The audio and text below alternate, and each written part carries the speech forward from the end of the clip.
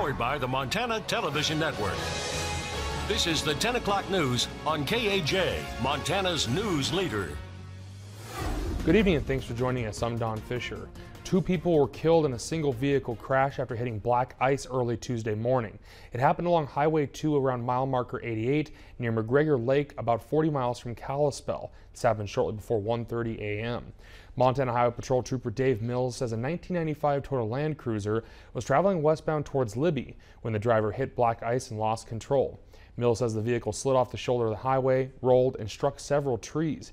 There were 6 passengers in the vehicle, all from Kalispell, including a 33-year-old woman and a 31-year-old man who were seated in the 3rd row of the vehicle and not wearing seatbelts. They were thrown from the vehicle and died at the scene.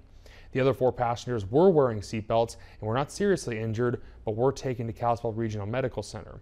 Trooper Mills says drivers should take extra precautions, especially at night when the roads combined with the drop in temperatures can create this black ice. Slow down, wear seatbelts, and be aware that when the roads are wet and air temperature is near freezing, that black ice can occur.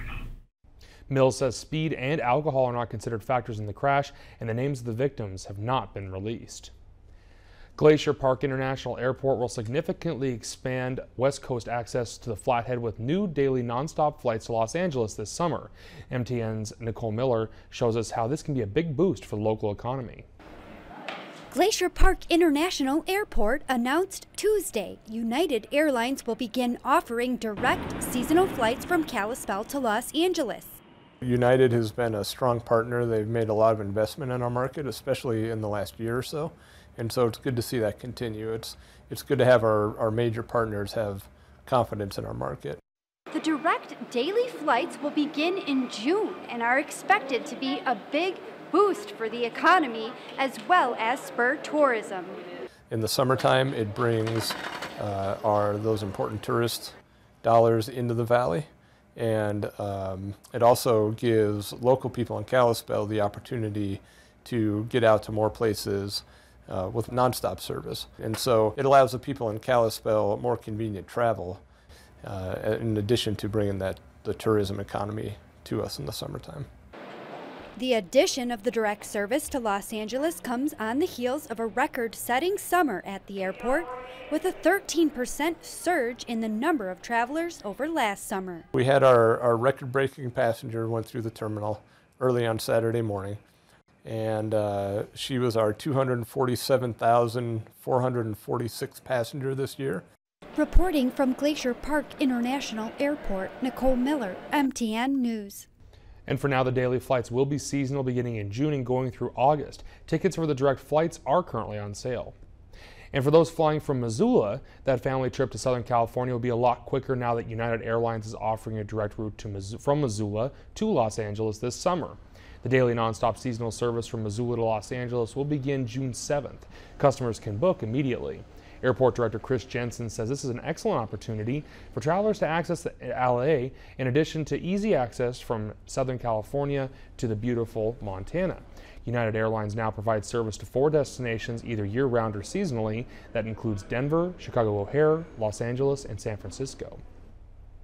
But how about the weather for the rest of our week? It looks like we're in for some serious rain overnight and into tomorrow morning. But for more what you can expect for your Thanksgiving travels, let's check in with Aaron Yost. Aaron? Yeah, warm and wet out there today. We've picked up 0.7 of an inch of rainfall at the airport, and it's pretty tough to find even some mountain snow on this radar. A lot of green filling it in, and it all stems down to where this moisture is coming from. It's actually coming from the tropics, hence those warmer temperatures and the pretty hefty amount. Now, although we are talking rain and some warmth, we have to talk wind as well as we head into late Thanksgiving Day. We've got a newly issued high wind watch in effect, which could bring some extremely gusty conditions right around dinner time. I've got the full forecast coming up. Thanks, Aaron. The National Park Service will give park users an additional month to comment on a controversial proposal to dramatically bump park entrance fees in the summer. A few weeks ago, the Park Service floated a proposal to hike in entrance fees at its busiest parks, including Glacier and Yellowstone, to cover the increasing operating costs and generate funds for roads and other improvements.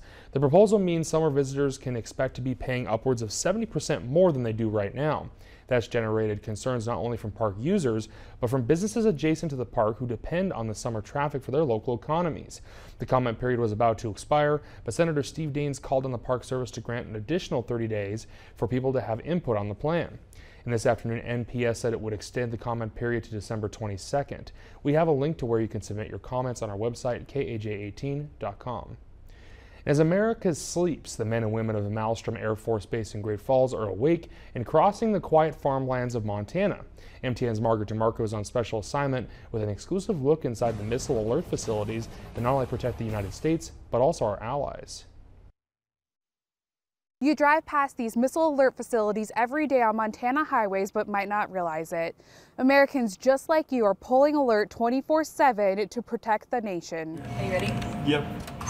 Our crew has to take an elevator 60 feet below ground to be able to access the first launch control center to go on alert. I think that most people in America aren't really aware of what my job is. As we enter the capsule, we are told we are unable to film majority of the equipment in the room. We're able to provide strategic deterrence 24/7, 365, and that wouldn't be possible if we didn't have so many hardworking, dedicated people.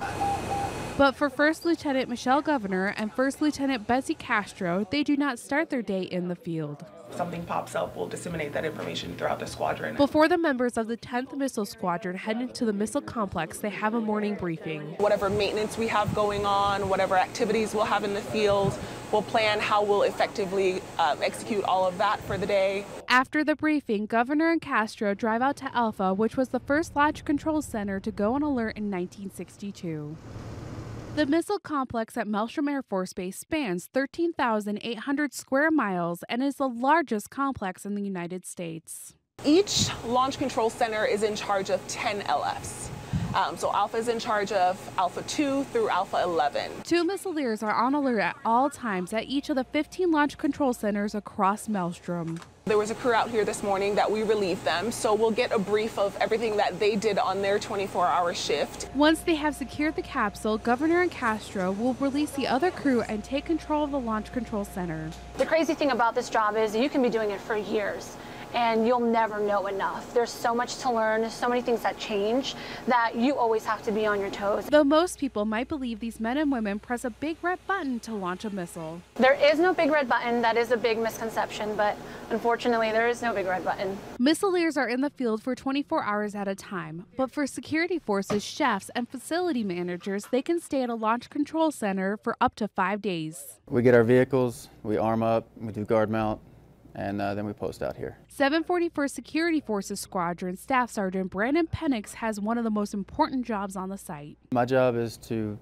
maintain the security. I watch all the sites, and I let people on and off the sites and on and off the MAF. Penix also keeps in constant contact with the missileers, and he coordinates with the other security forces members who are posted out. So if we got an alarm at an LF, we'd get an indication, and then we would direct our security forces team to respond to that.